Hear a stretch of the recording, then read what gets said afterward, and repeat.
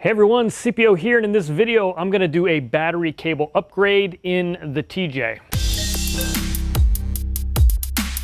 So I have this kit specifically for our TJ that I got from custombatterycables.com. They basically have these pre-made kits that make battery cable replacement pretty much foolproof. So if you just look at the cables, they even give you little labels about where everything goes. So I went with these military or universal terminals, and I'll tell you why here in a second.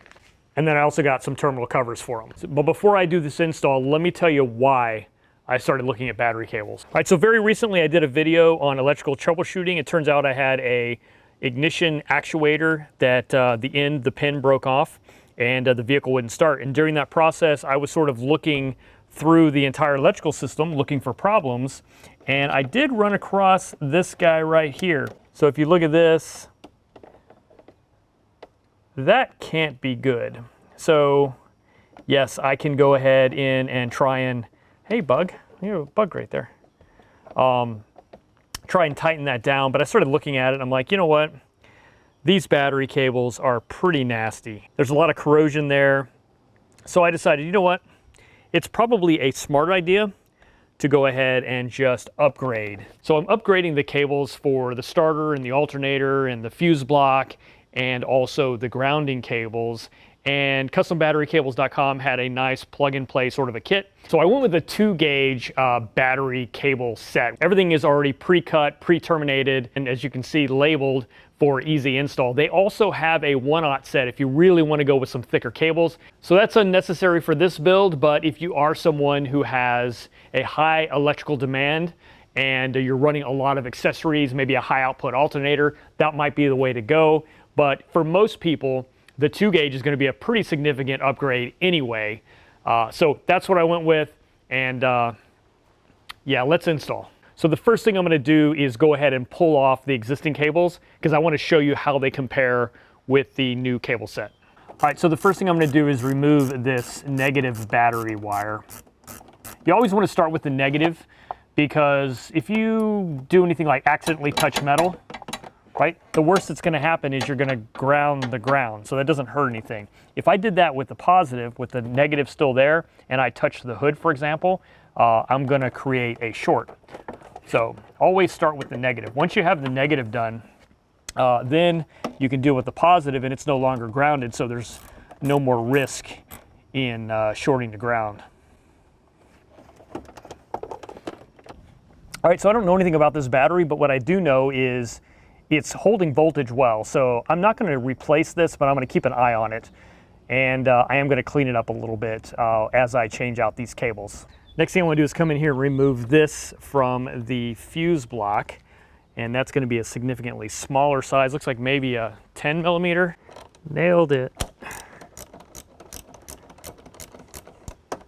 So from the factory, this is a single, basically connector that 2 cables go into, but it's a single connector with 2 holes for these little posts. In the upgraded battery kit, you actually get 2 separate cables. Okay. Put that back there so I don't lose it. All right, next I'm going to remove this alternator cable. This is a 13 millimeter.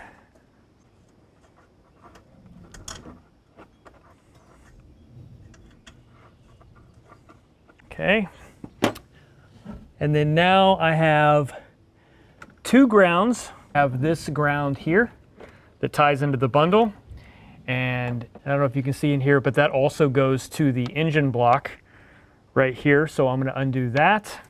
And then lastly, I'm going to pull that main red lead from the starter. So, and yeah, I'm grabbing the ratchet for this one. Now when you remove the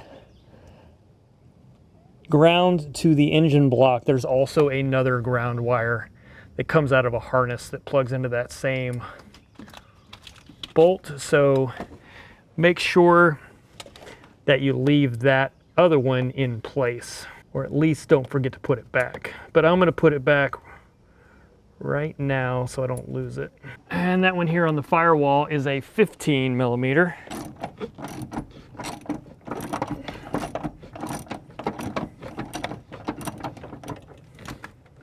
And one more, and that's the starter lug, and I'm going to do that from underneath.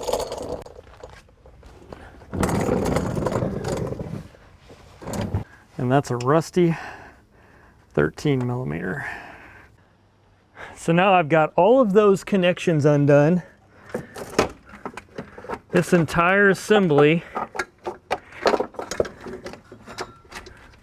comes out as one unit.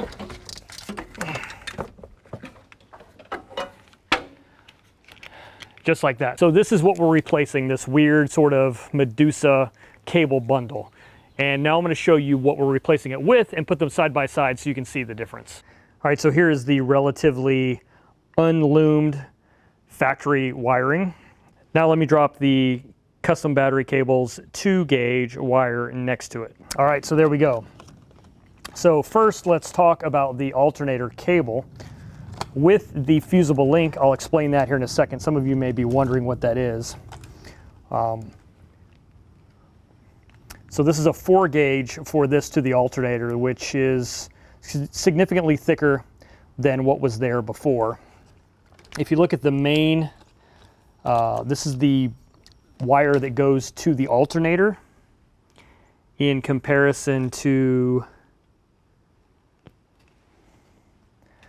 this.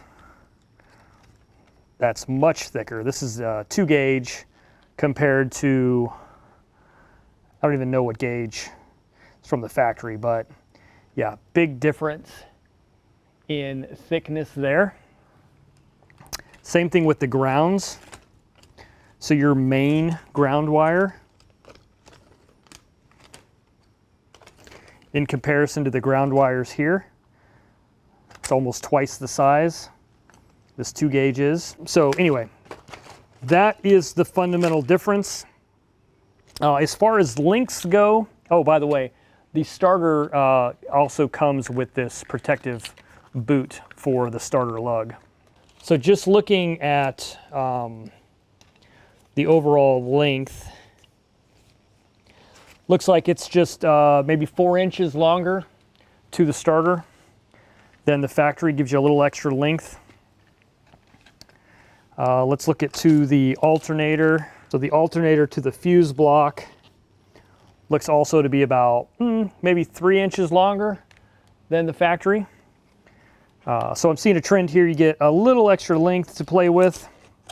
The main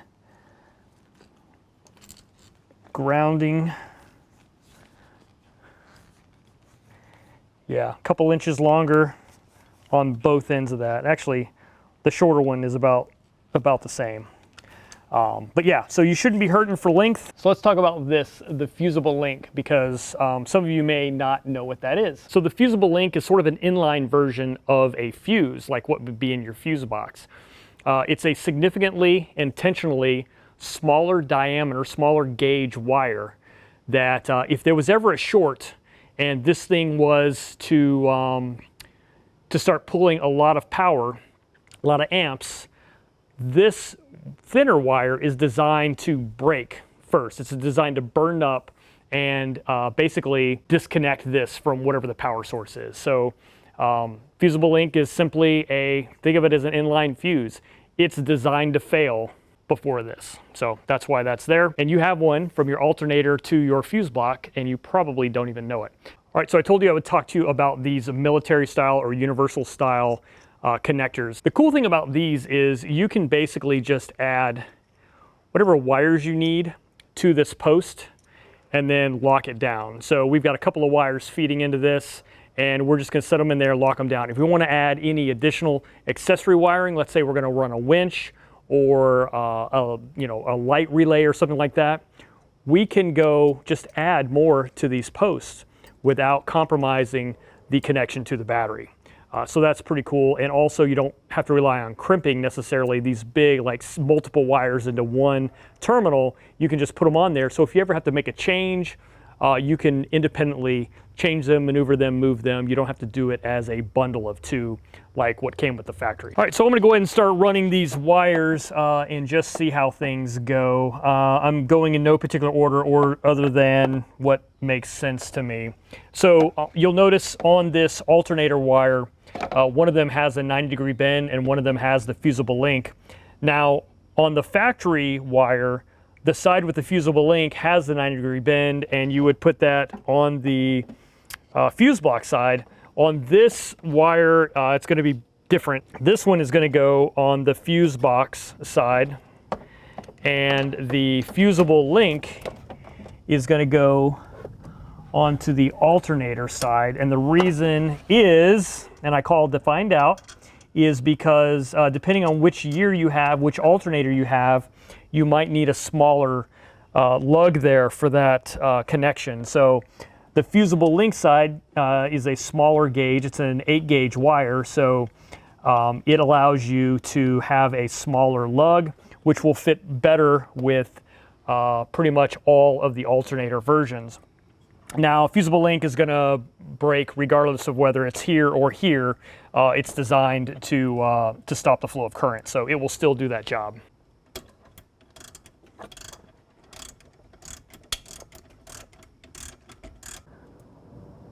There we go.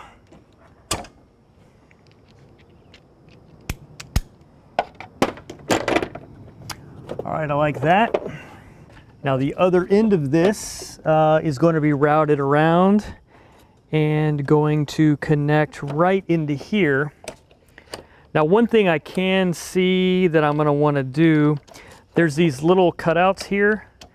I'm going to Dremel those down to make more room. So yeah, your retainer on this box at these sides, this doesn't really do anything to retain. So I'm going to Dremel that down and sort of clean that up a little bit to make some room for these larger wires. All right, so you can see from the, this is from the firewall side, I cut down that box to give some relief there so that these connectors can come down and sit as flat as possible. And by the way, this cover still comes down and captures those nicely. So I'm going to go ahead and tighten that one down. Okay. All right, so these two wires are bundled together. It says battery to starter and battery positive end. Basically what this is the other end of this that's going to go here to the fuse block and then to the battery post, and this end is going to run down to the starter. All right, so we'll take this smaller one, go ahead and fit it into place here. I'm just going to adjust the angle of the dangle a little bit.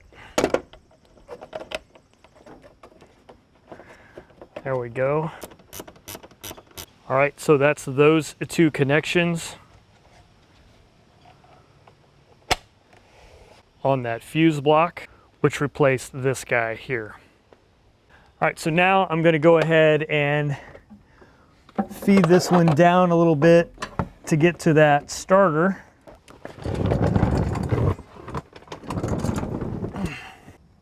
Get you a good look there at that new starter cable going into the starter solenoid, and then run it up. All right, I am going to clean up the top of this battery a little bit. All right, so we've basically done 3 positive wires. You have your wire from your alternator with your fusible link that comes over here. Then you have your wire that goes straight to your battery post, which is this little short guy here. And then you have your wire that goes to the starter, which is this fatty. And we'll put the terminals on here after I run the negative leads. But we're done with the 3 positives, and we just have these 2 negatives. And basically both of these are going to go to the battery. And on the other end, the short one's going to go to the engine block, and the long one is going to go to the firewall grounding post right up there. All right, so starting with the grounding post, I'm basically following the same route that the originals took, but I'm not using a wire loom. I'm just basically running them bare for now. So that is there. And then next is going to be the one that goes to the block. This is a fat one. And remember, there was another wire already here. Just going to leave that in place. All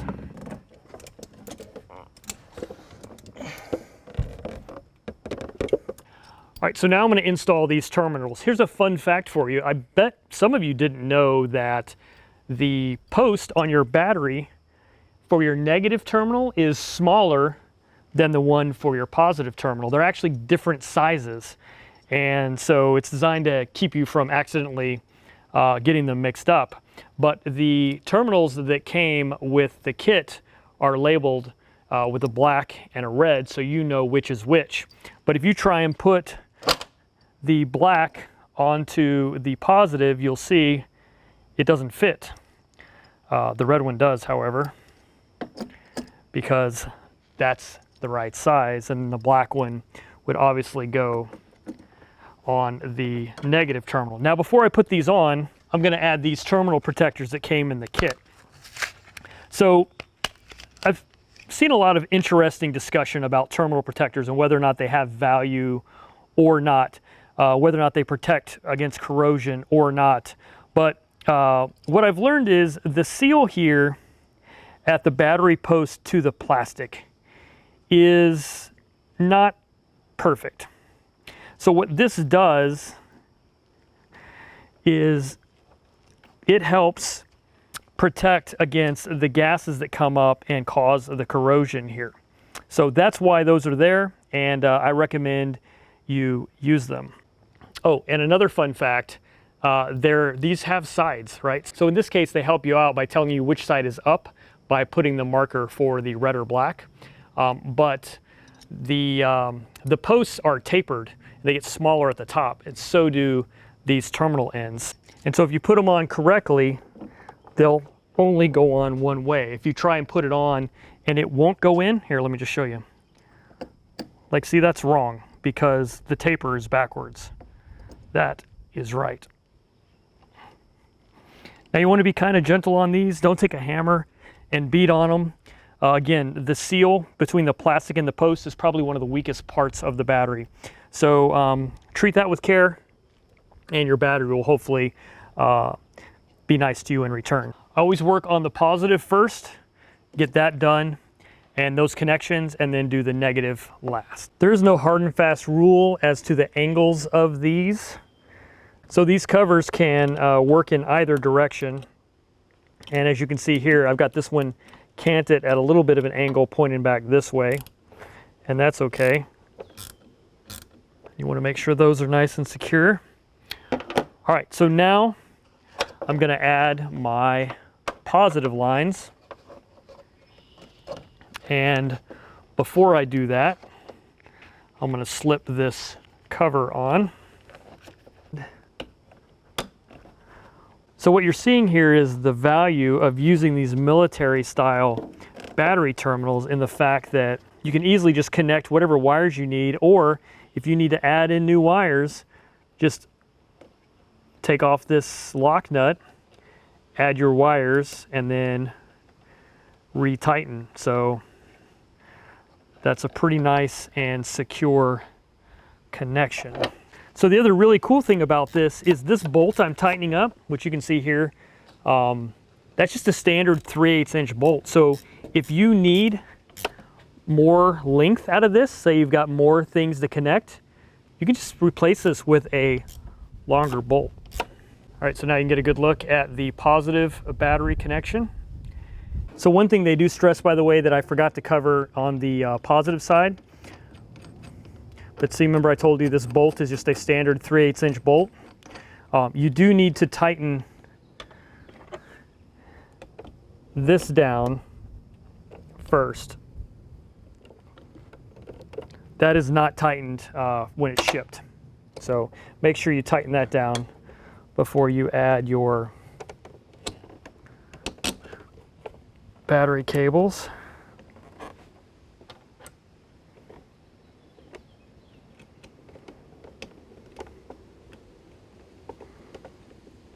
This is a 9/16 inch wrench, by the way, that I'm using for this.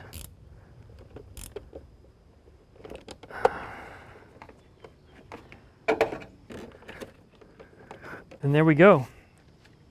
Ain't it pretty? All right, so what I'll do now is just go through and take a look at those wires and see if it makes sense anywhere to bundle them or zip tie them together. I'm not going to re-loom them. I don't really feel like it's necessary, but I am going to look at places where they can bunch together and put some zip ties just to keep them from moving around too much. But that's really it. That is rewiring the battery cables in a 2004 Jeep TJ Wrangler, and it was that easy. So thanks custombatterycables.com for making this a pretty easy job. Anyway guys, so go check them out, and thanks for watching. I'll catch you on the next one.